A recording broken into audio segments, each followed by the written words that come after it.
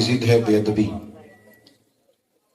اللہ تعالیٰ نے قرآن مجید کے اندر نبی کریم علیہ السلام کا ادب بیان فرمایا ہے۔ یہ جو ادب ہوتا ہے نا، یہ ہمیشہ خوبصورتی پیدا کرتا ہے، یہ ہمیشہ حسن پیدا کرتا ہے۔ ایک بہت مالدار آدمی بڑی مہنگی گاڑی پہ اپنے گاؤں آ رہا تھا اور بڑی ڈگری تھی اس کی، پی ایچ ڈی تھا، بہت بڑی تنخواہ لیتا تھا، بہت مہنگی گاڑی میں تھا۔ اچانک جب وہ اپنے گاؤں کی سڑک پہ پہنچا تو سامنے سے اسے سائیکل پہ آتا ہوا ایک سکول ٹیچر نظر آیا۔ اس نے فٹافٹ گاڑی کو روکا، ہاتھ دیا اور کہا، استاد جی پہچانا ہے؟ میں پرائمری میں آپ کے پاس پڑھتا تھا۔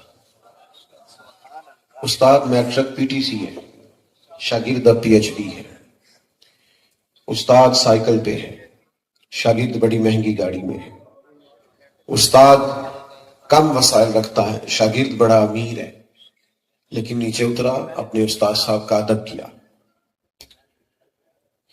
یا دوسرا یوں سمجھ لیجئے کہ شیخ الحدیث ہو گیا ہے، شیخ القرآن ہے، مفتی ہے، لیکن اچانک اس نے دیکھا کہ وہ استاد نظر آیا جسے اس نے ناظرہ پڑھا تھا، الف با تا سا پڑھا تھا۔ تو نیچے اتر گیا گاڑی سے اور اس نے کہا، استاد جی مجھے پہچانا، میں وہی ہوں جس نے پرائمری آپ سے پڑھی تھی۔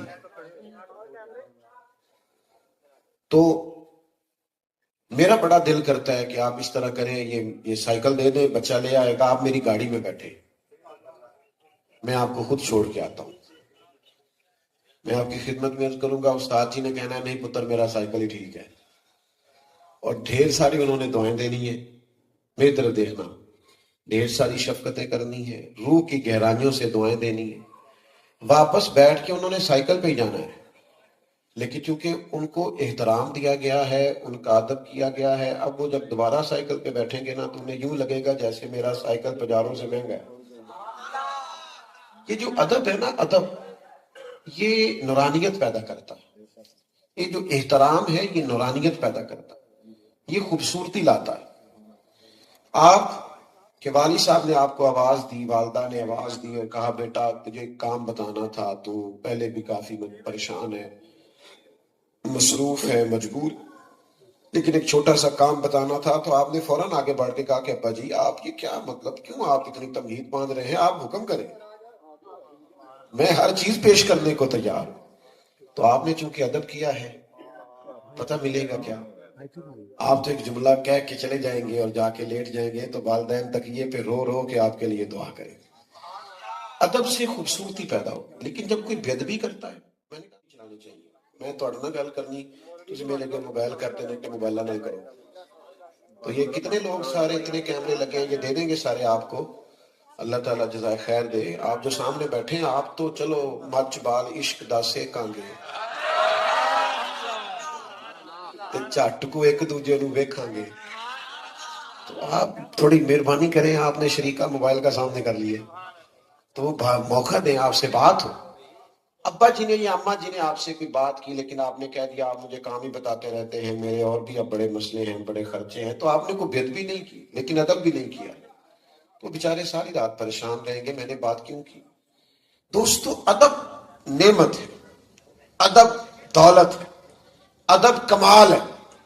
ادب کرو گے تو سمجھ جاؤ گے، ادب کرو گے تو نورانیت پیدا ہوگی۔ یہ میرا جو دور ہے نا، یہ دور ہے لوگوں کو باتیں بڑی آتی ہیں، لوگ تیز بڑھے اللہ ماشاء۔ میں دوستوں سے اکثر کہا کرتا ہوں کہ پچھلے زمانے میں نا لوگ لوگوں کو شیشے میں اتارتے تھے، اب زیادہ تیز ہو گئے، اب تو شیشیوں میں بھی اتار لیتے ہیں، چھوٹی چھوٹی شیشیوں میں بھی اتار، چاپلوسیاں، خوش آمدید، دعوتیں، آنا جانا، کسی کو سمجھانا۔ تو اس سے نقصان کیا ہوتا ہے، جب بڑی تیزی کو دکھاتا ہے تو ادب نہیں قائم رہتا۔ آپ بعض ایسے لوگوں کے بارے میں بھی وہ کچھ کر رہے ہوتے ہیں جہاں آپ کو ادب کرنا چاہیے۔ دیکھیں نا بزرگوں کے بارے میں تو یہ ہے ان سے دعا لی جائے، لیکن ہم فوٹو لے رہے ہیں، وہ ادب کہاں گیا، وہ احترام کہاں گیا؟ جس کو لوگ نیک جانتے تھے اس کے بارے میں لوگ بات سمجھنا زیادہ ضروری جانتے تھے۔ تعظیم زندگی میں کریں، نبی پاک علیہ السلام کا فرمان بخاری میں موجود ہے، حضور فرماتے ہیں جس نے 3 لوگوں کی عزت کی نا وہ سمجھے میں نے اپنے رب کا احترام کیا. ایک جس نے قرآن مجید کے عالم کی عزت کی، ایک جس نے عدل کرنے والے بادشاہ کی عزت کی، اور تیسرا فرمایا جس نے سفید داڑھی والے مومن کی عزت کی. ادب کریں، احترام کریں، لہجہ بات کرنا، مخاطب کرنا، کسی شخص کے ساتھ کلام کرنا، کسی کو کوئی بات سنانا. میں اور آپ میں سے اگر کوئی آ کے کہے کہ فلانے کو آج میں نے پھر نہ جناب وہ ایسا باتوں میں الجھایا، چکر دیا، چلاکی دکھائی، مان گیا، میں نے منوا لیا اسے، تو یہ آپ کا کمال تھوڑی ہے، یہ تو اس کا کمال ہے، بیچارہ بھولا ہے، شریف آدمی ہے. آپ اس کو تیزی نہ سمجھیں. آپ ادب کے دائرے سے باہر ہوئے، آپ نے غلط کام کیا. کہنے والے تو کہہ ہی دیتے ہیں، سننے والے کمال کرتے ہیں. اللہ تعالیٰ نے جینا آمنوا لا ترفعوا اصواتکم فوق صوت النبی، اے ایمان والو تم نے اپنی آواز میرے نبی کریم کی آواز سے اونچی نہیں کرنی. ویسے آواز کا والیوم ہوتا ہے، موبائل پہ آپ آواز اونچی نیچی کریں تو والیوم ہے 1 2 3 ہوتا ہے نا، تو بندے کی آواز کا تو والیوم ہی نہیں، آپ کو کیسے پتا چلے گا کتنی رکھنی ہے. لیکن یہ دیکھیں اللہ نے کہا تم دیکھ لو محبوب کہاں تک بولتے ہیں، اس سے اونچی آواز نہیں ہونی چاہیے. نہیں تم نے یہ رویہ رکھنا ہے. ایک صحابی تھے حضرت ثابت بن قیس بن شماس انصاری رضی اللہ تعالیٰ عنہ، انہیں شکل سماعت کا عارضہ تھا، یعنی تھوڑا اونچا سنتے تھے. جو لوگ اونچا سنتے ہیں بولتے بھی اونچا، وہ سمجھتے ہیں سارے بولیں گے. تھوڑا اونچا جو سنتا ہے وہ بولتا بھی ذرا اونچا ہے. تو حضرت ثابت بن قیس تھوڑا نا حضور کوئی بات کرتے تو اونچا بولتے، یا رسول اللہ سمجھ نہیں آئی. تو جب یہ آیت نازل ہوئی نا تو گھر اپنے آپ کو بند کر لیا، رونے لگے، کہنے لگے یہ تو میرے بارے میں آ گیا، میں ہی تو اونچا بولتا تھا. حضور علیہ السلام نے ان کے محلے کے صحابہ سے فرمایا ثابت نظر نہیں آتے. یا رسول اللہ بڑے پریشان ہیں، فرمایا بلا کے لاؤ نا. جب انہیں پیغام گیا نا کہ حضور نے بلایا، یعنی حضور نے بلایا ہے، جے محبوب بلاوے ایک دم پھر سر نو پیر بنائیے، او سر منگے تے سر دے دئیے تے کدے بھی دیر نہ لائیے، تے یار دا کدے بھی گلا نہ کریے، پاواں سیک دے ہی مر جائیے، سجنا یا تے لائیے ہی نہ، تے جے لائیے تے پھر توڑ نہیں پائیے. دوڑے آئے، قدمین میں حاضر ہوئے. محبوب نے فرمایا اتنا ادب کرتے ہو کہ 3 دن سے رو رہے ہو، کہ کہیں میری وجہ سے تو ایسا نہیں ہو گیا، اتنے مؤدب ہو.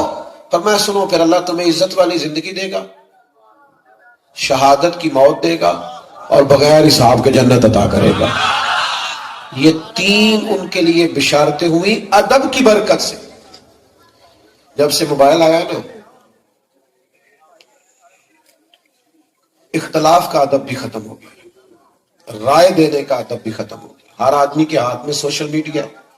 ہم نے وہ کام کرنا ہے جو وائرل ہو، ہر وہ حرکت کرنی ہے جو جس طرح کی مرضی ہو. لیکن آپ یقین کریں جھوٹ بولتے ہیں، جھوٹ اوپر جھوٹ لکھا ہوتا ہے تھم مل پہ، وہ ہوتی نہیں اندر بات. تو کیا اس قدر زیادہ ہم بے ادبی کریں گے کہ ہم سوچیں گے نہیں کس کے بارے میں کہہ رہے ہیں، کیا کہہ رہے ہیں، ایسے ایسے غلیظ جملے بول دیں گے صرف چند ویوز لینے کے لیے. تو ادب کے دائرے میں رہیں، مؤدب رہیں. آپ یقین کریں جتنا حسن ادب میں ہے نا، جتنا حسن احترام میں ہے، آپ نے مجھ سے ناراض نہیں ہونا، کیونکہ ظاہر ہے آپ پیار کرتے ہیں تو آ کے میرے سامنے بیٹھے ہیں نا. ہماری محفلوں میں نا، اہل سنت کی محفلوں میں لوگ ننگے سر نہیں آیا کرتے، صحیح کہہ رہے ہیں. ہم لوگ باوضو ہوتے تھے. ہم حضور کی محفل میں جاتے تھے تو ہمارے لہجے ہی کچھ اور ہوتے تھے. ہم نا آہستہ آہستہ وہ سارا روایتی پن ہمارے اندر آ گیا ہے جو کبھی غیروں میں ہوا کرتا تھا، بہت زیادہ ادب سے. اور پھر آپ مسجد میں بیٹھے دیکھیں میں ابھی آیا ہوں، آپ نے بہت زیادہ دوڑ دھوپ کی، نہیں مل سکتا میں سب سے کھڑا رہ کے، ظاہر ہے کہ میں ملنے لگوں گا تو محفل کا نظم خراب ہوگا، اور جاتی دفعہ بھی اگر میں سب سے ملنے لگوں تو محفل تو چلنی ہے آگے. تو یہ کیسے ممکن ہے کہ ملاقات ہو؟ ظاہر ہے کسی نے آنا ہے کسی نے جانا ہے. اب پیر صاحب سے زیادہ، مولوی صاحب سے زیادہ مسجد کا ادب ہے. بات کی سمجھ آ رہی ہے؟ تو آداب قائم رکھنا ضروری ہے. اور پھر ادب یہ ہے کہ جو کہا جائے نا اس پر عمل کیا جائے. اور باتوں کو اشارتاً بھی سمجھا جائے. صحابہ نے پتہ ہے حضور کا ادب کیسے کیا ہے؟ انہوں نے کنایتاً بھی سمجھا ہے، اشارتاً بھی سمجھا ہے، رضا کو بھی سمجھا. محبوب کیا چاہتے؟ بڑے واضح حکم بھی ہمیں ملتے ہیں تو ہم اس میں بھی گنجائشیں ڈھونڈ رہے ہوتے ہیں. سب کو پتا ہے نا نماز فرض ہے، جلدی جلدی بتاؤ، تو بہانا کس بات کا ہے؟ کہانی کیوں سناتے ہیں؟ میں ٹائم نہیں ملتا تو دعا کرو تو بس میں شروع کرنی ہے تو بابا کیا بات، اس کا کیا مطلب؟ واضح حکم ہے کہ فرض ہے. گنجائش کا کیا مطلب؟ داستان بیان کرنے کا کیا مطلب ہے؟ ہیل و حجت کا کیا معنی؟ لید اللہ کا کیا؟ پڑھنی ہے تو بہرحال ہر حال میں پڑھنی ہے، کوئی گنجائش نہیں. تو ادب یہ ہے کہ جو حکم ملا ہو اس پر عمل ہو. ایک دفعہ نا ایک موٹا سا ہیرا آ گیا تھا مال خزانہ میں.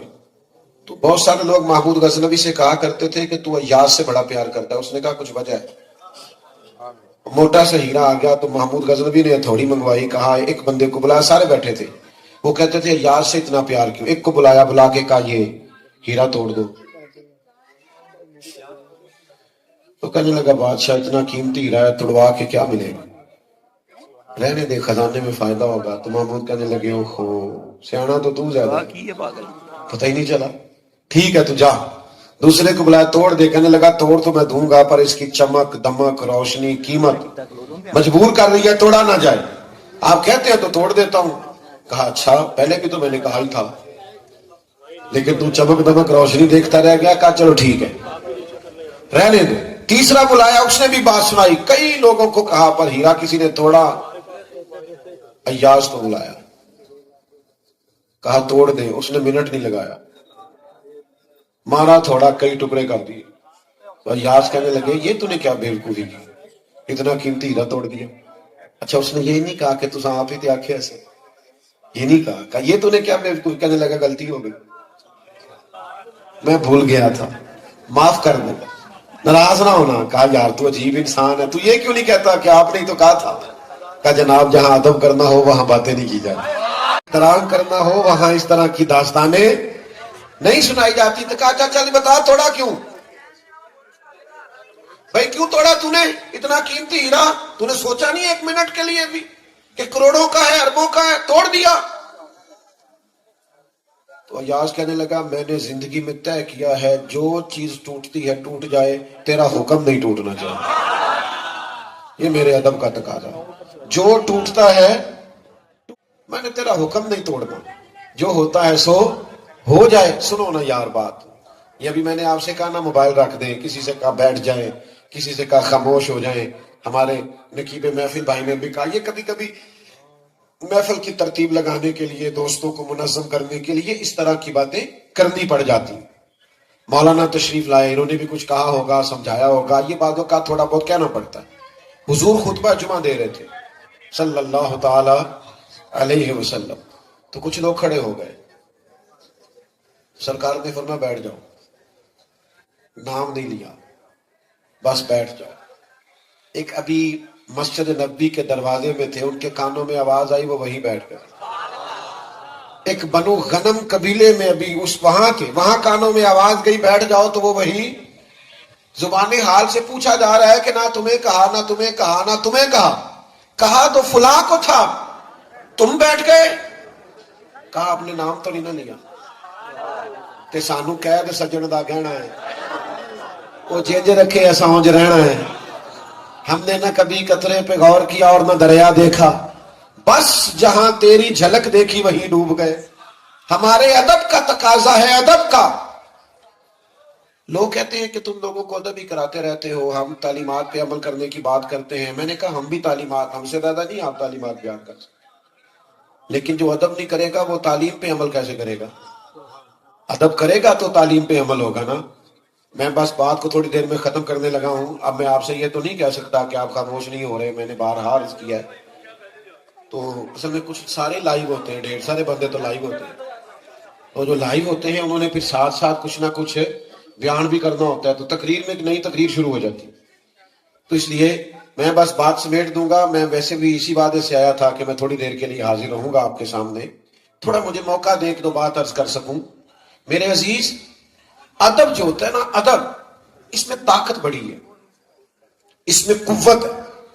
ادب سے وابستگی کا پتہ چلتا ہے, اس سے وابستگی کا, اس سے نظم و ضبط کا پتہ چلتا ہے. یعنی فلاں نے کہا یہ کر دو, یار کتنا ادب ہے, پھر کسی نے سانس بھی اونچا نہیں لیا. یہ ادب سے نظم و ضبط کا, وابستگی کا, ماحول کا پتہ چلتا ہے. یہ بخاری شریف میں روایت موجود ہے. عروہ بن مسعود ثقفی صلح حدیبیہ کے موقع پر کفار کے سفیر بن کے مسلمانوں کے پاس آئے تھے. واپس جا کے انہوں نے کہا قریش مکہ سے یہاں نہیں کو تعریف کر کے گئے, وہاں جا کے کہا کہ مسلمانوں سے تم کبھی جنگ نہیں جیت سکتے. ادھر دیکھو نوجوانوں میری طرف, تم کبھی مسلمانوں سے جیت سکتے ہیں؟ کیوں؟ تلواریں زیادہ ہیں, نیزے زیادہ ہیں, فن حرب و ضرب سے زیادہ آگاہ ہیں, فوج بہت بڑی ہے, کیوں نہیں جیت سکتے؟ تو عروہ کہنے لگے اصل مسئلہ یہ ہے کہ میں نے بڑے بڑے بادشاہوں کے درباروں میں گیا ہوں. اس زمانے وہ بھی بادشاہ تھے جو سجدے کراتے تھے. بڑے بڑے بادشاہوں کے درباروں میں گیا ہوں, لیکن میں نے ایسی تعظیم کرتے کسی کو نہیں دیکھا جیسی رسول رحمت کے غلام حضور کی تعظیم کرتے. اس نے کہا یار حد ہو گئی, وہ حکم دیتے ہیں تو وہ دوڑ پڑتے ہیں عمل کرنے کے. وہ یوں بیٹھے ہوتے ہیں جیسے سروں پہ پرندے بیٹھے, ذرا حرکت کی تو پرندہ اڑ جائے. عجیب ان کا ماحول ہے کہ حضور وضو کرتے ہیں تو وجود سے لگا ہوا پانی لینے کے لیے دوڑتے ہیں, اور جس کو پانی نہیں نہ ملتا, اور جس کو ملا ہوتا ہے اس کے ہاتھ سے اپنا ہاتھ مس کر لیتا ہے. چلو جنہاں نے دل بھر جاندی ڈٹھا ہو اکھیاں ہی تک لیاں, وہ پانی لے لیتا. تو کہا جو قوم اپنے نبی سے اتنی وابستہ ہو وہ کبھی محبوب کے دین کا جھنڈا گرنے نہیں دے گی. میرے دوست, تعظیم کا مزاج پیدا کریں, ادب کا مزاج پیدا کریں. میں اختلاف کرتا ہوں, یہ ہمارے ہاں محافل میں جو کچھ ہوتا ہے نا بعض اوقات, وہ کوئی دوڑ کے ادھر جا رہا ہے, دوڑ کے ادھر آ رہا ہے, یہ کیا ہو رہا ہے, یہ نقابت ہو رہی ہے. پھر نعت خان صاحب آ رہے ہیں کہتے ہیں میں جھوم رہا ہوں. بھئی آپ نہ جھومیں, آپ معنی خیز شعر پڑھیں, سننے والے انشاءاللہ جھوم جائیں گے. آپ کو ایسا غیر شرعی کام نہ کریں جس سے اندازہ ہو کہ آپ شریعت کے دائرے سے ہی معاذ اللہ نکل رہے ہیں, الا ماشاء.